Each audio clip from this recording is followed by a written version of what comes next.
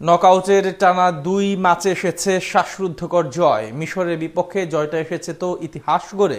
যে আর্জেন্টিনার বিদায় দেখে ফেলেছিল ব্রাজিল পর্তুগালের সমর্থকেরা, সেই বিশ্ব চ্যাম্পিয়নরাই কিনা পৌঁছে গেল কোয়ার্টার ফাইনালে, যেখানে আবার অপেক্ষা করছে নতুন এক চ্যালেঞ্জ। দিতে হবে আরও কঠিন পরীক্ষা সেমিতে ওঠার লড়াইয়ে। তবে প্রতিপক্ষ হিসেবে কাদের পেল আর্জেন্টিনা, তাদের শক্তিমত্তাই বা কেমন, তা নিয়ে বিস্তারিত প্রতিবেদনে।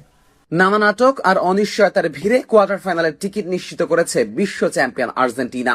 মিশরকে 3-2 গোলে হারিয়ে পৌঁছে গেছে সেরা 8-এ, যেখানে অবশ্য তাদের জন্য অপেক্ষা করছে নতুন এক চ্যালেঞ্জ। সেমিফাইনালে ওঠা মোটেই সহজ কিছু হবে না আকাশী নীলদের জন্য। প্রতিপক্ষ হিসেবে মেসিদের সামনে রয়েছে ইউরোপের উঠতি এক পরাশক্তি, যারা কিনা লাতিনের এক ফেভারিট দলকে হারিয়েই উঠেছে কোয়ার্টার ফাইনালে।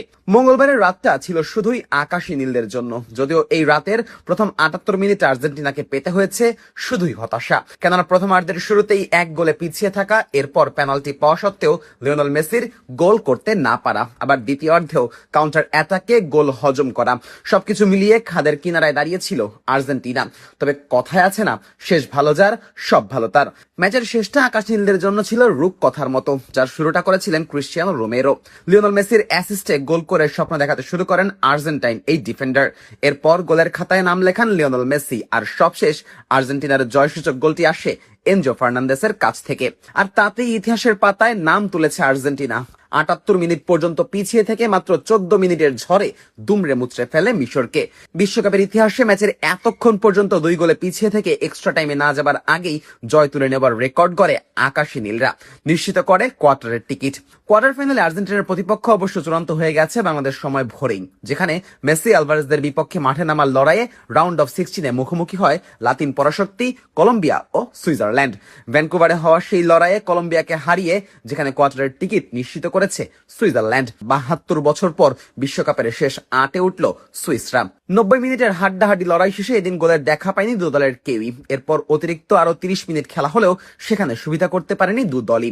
ফলে 120 মিনিটের লড়াই শেষে স্কোর লাইন ছিল 0-0। এরপর খেলা গড়ায় পেনাল্টি শুট আউটে, যেখানে কলম্বিয়ার হয়ে গোল করতে ব্যর্থ হন দাভিনসন সানচেজ ও কুচো হার্নান্দেজ।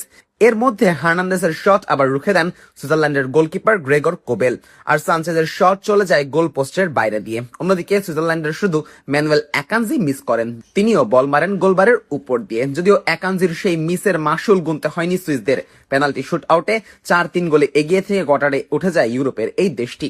সেমিফাইনালে ওঠার লড়াইয়ে তাই আর্জেন্টিনার প্রতিপক্ষ এখন সুইজারল্যান্ড। ম্যাচটি শুরু হবে আগামী 12 জুলাই রোববার বাংলাদেশ সময় সকাল 7টায়। যাদের বিপক্ষে বিশ্বকাপের মঞ্চে এর আগে দুবার মুখোমুখি হয়েছে আকাশী নীলরা, দুবারই অবশ্য জয় তুলে নিয়েছে